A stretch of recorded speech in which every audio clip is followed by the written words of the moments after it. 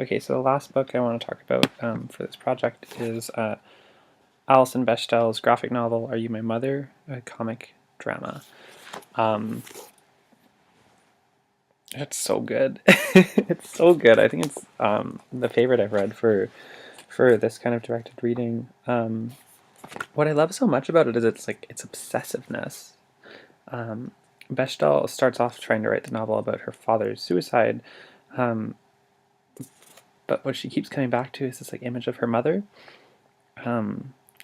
So her mother then becomes two characters in the book or in the graphic novel. One is her physical mother, who she's on the phone with, but then also this kind of psychic apparition that appears over and over in her iterations and understandings of her father's suicide, and then of her own life and of her own sexuality, queerness.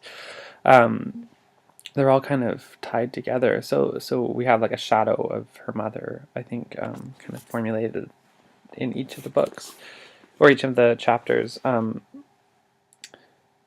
What I want to talk about in this book, and I think there's a lot to talk about, but I just want to focus on one thing, and that's this rejection of a non-lineality that I've kind of been fascinated by in all the other things that I've read, Kool-Aid's, Leslie Feinberg's work, Tash Wolf's zine.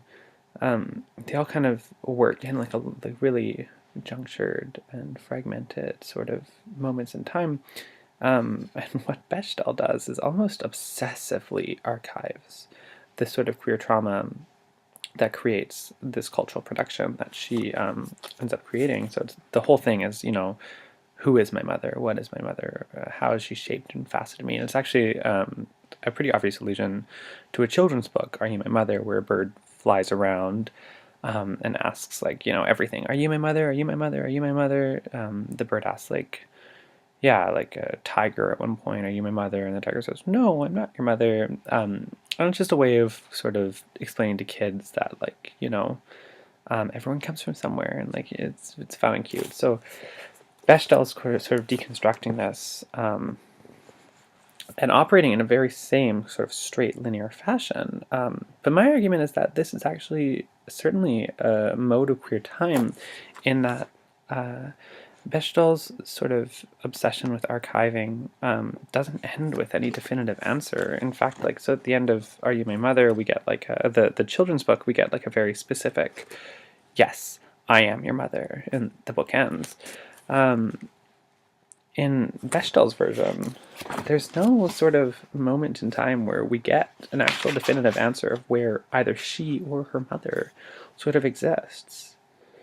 I think that's kind of my favorite part about the work, is that it defies and walks away from what a queer archive should be.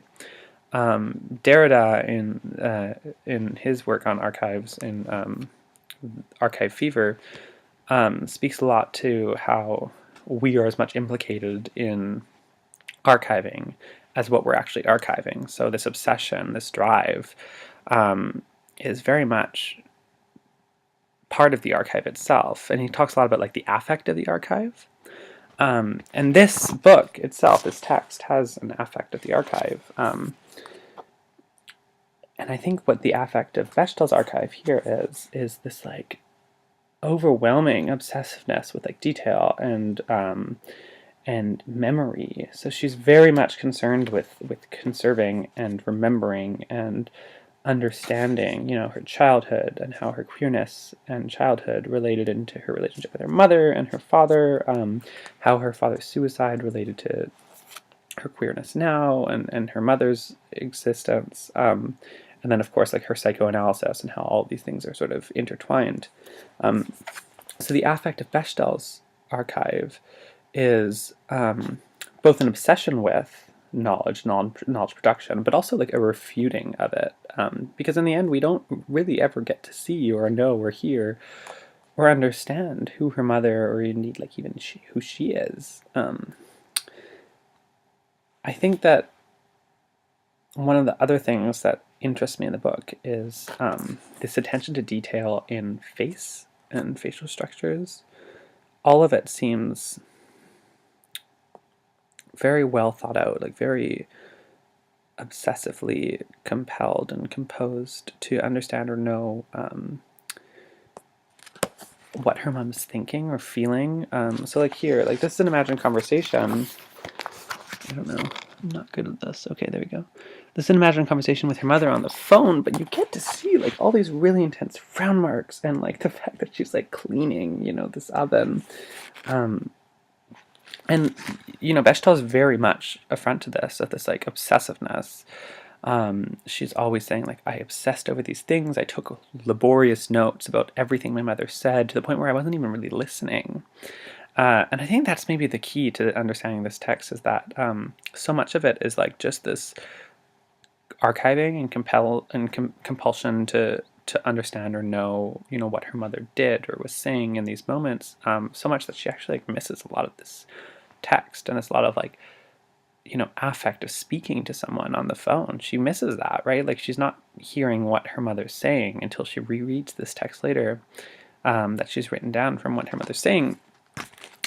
And it's actually like a sort of a really lovely parallel to how the book works and the graphic novel works, is that so much of it is being written down and understood so that she can understand the shadow of her mother, who she's like psychically obsessed with over and over. It's appearing to her in her dreams, and keeps coming up in psychotherapy, who it is. So I think looking at the ways in which that archive is both embracing, right, this lineality of like heterosexual time or understandable and noble time, but then breaking free of it by the end and just saying, there are no answers, there are no like raw understandings. There's just this process of archiving and of knowing and of beginning to start to understand or feel your way through these histories. I think it's like a lovely way of reading Bechdel's work.